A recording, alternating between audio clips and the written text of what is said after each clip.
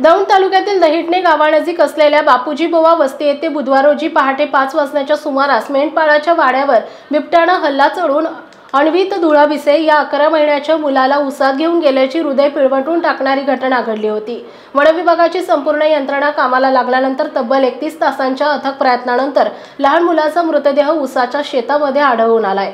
याबाबत सविस्तर माहिती अशी की बुधवारी पहाटे 5 वाजण्याच्या सुमारास बिबट्यानं केलेल्या हल्ल्यात लहान मुलाला उसाच्या शेतात ओढून नेले होते। लहान मुलाचा शोध घेण्यासाठी घटनास्थळी वन विभागाच्या वतीनं रेस्क्यू टीम, श्वान पथक आणि ड्रोनच्या सहाय्याने परिसरातील 15 ते 20 एकर क्षेत्राहून अधिक आजूबाजूच्या उसाच्या शेतात शोध मोहीम राबवण्यात आली। बुधवारी रात्री उशिरापर्यंत टीमच्या वतीनं प्रयत्न करून देखील मुलाचा शोध लागला नव्हता।